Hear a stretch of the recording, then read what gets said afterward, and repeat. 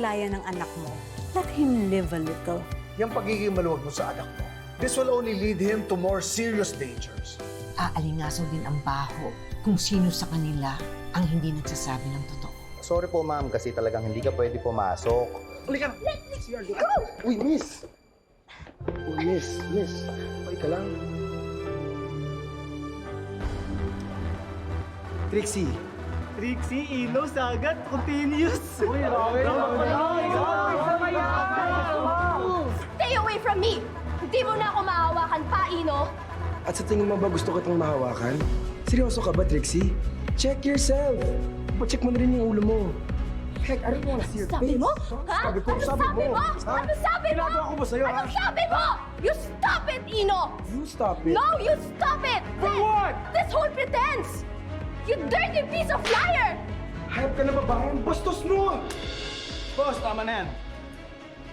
Gusto pa ba si young boy? Kung mananakit na babae. Sige na, tama na yan. Boss, balikan kayo sa naman sa inyo. Ma'am, alam mo naman di ka pwede rito. Don't worry, sir. I got this. Okay, boss. Sige po. Manali ka, di pa tapos ang kwento. Hindi pa laging talo, ay nagmamahal sa'yo.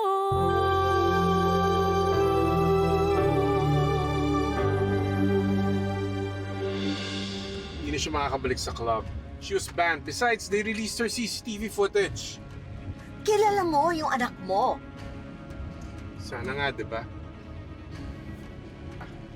Well, you know how hard-headed she can be.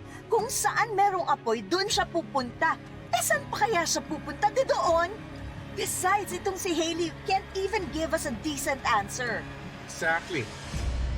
Utang na loob naman, Ramir, bilisan mo na. 5 seconds, 3 seconds, every second matters. It's either we save our daughter tonight or lose her forever. Ano ba naman yan? Bilisan mo naman. What do you want me to do? Kita mo nga traffic, oh! Can't you honk at them or overtake them?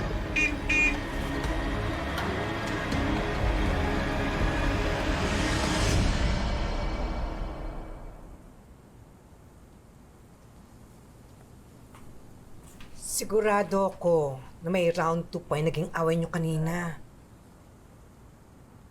Rulet, tama na ha. Ang sakit-sakit na ng liig ko. Ang sakit na ng ulo ko. Nahahawa na rin ako ng nervyos mo. Anak, utang na loob. Ikalma mo na yan. Please. Tinang, paano naman po ako kakalma? Paano naman po ako matatahimik kung alam ko na meron akong kinalaman sa kahihinat na ng buhay ni Trixie? Kinalkal at pinaaway po nung hiring baho niya sa iba. Kasali po ako doon.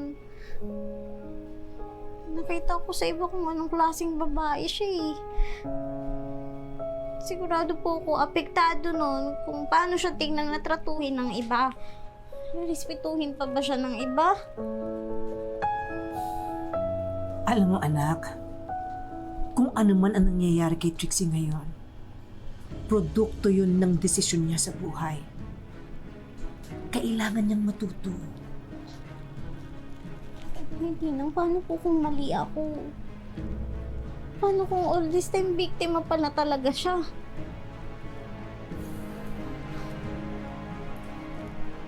Anak, huwag mo nang parusahan pa ang sarili mo sa mga bagay na hindi mo naman kontrolado. Huwag mong pasanin yung krus na hindi naman sa'yo.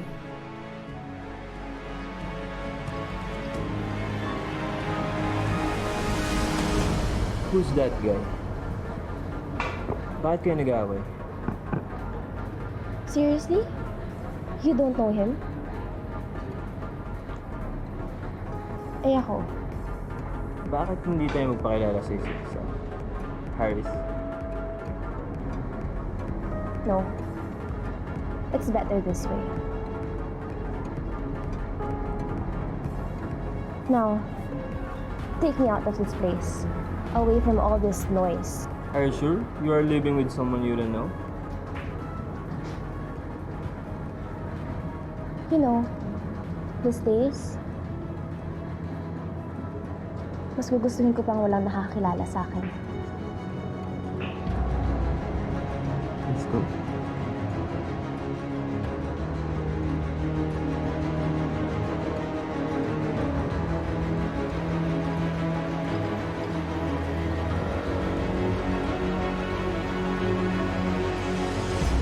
Wala na siya. Umalis na po. Kulit-kulit nga po dito eh. Sandali. Nakita niyo ba kung may kasama siya? You looking for your daughter? Kasi for sure, may kasama na namang lalaki. Or mga lalaki. How dare you! Bakit hindi mo na sinabi? It's true. You should know what your daughter is capable of. And by now, dapat alam mo na rin ang mga kakayahan ng mga lawyers ko, including Attorney Lilet Matias. At kayang-kayang kang pakasuhan sa mga ginagawa mo ngayon. Let's go. Let's go, Ramir.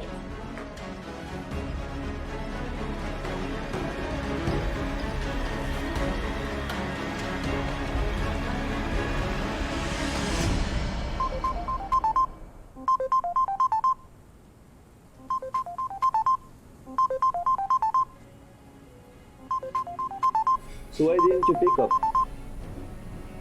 Dahil gusto kong takasan ng lahat. I want to forget. It's alright.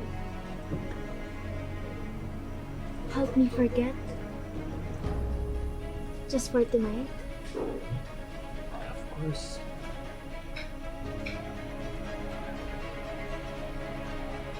Freshen up lang.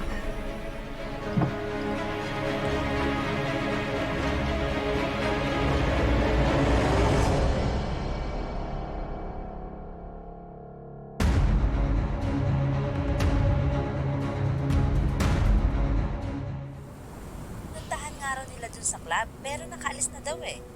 Hindi rin alam ni Hailey kung nasaan. Oh, sige ate. Pakitext na lang ako ah. Sige. Huwag mo kalimutan ate. Salamat po.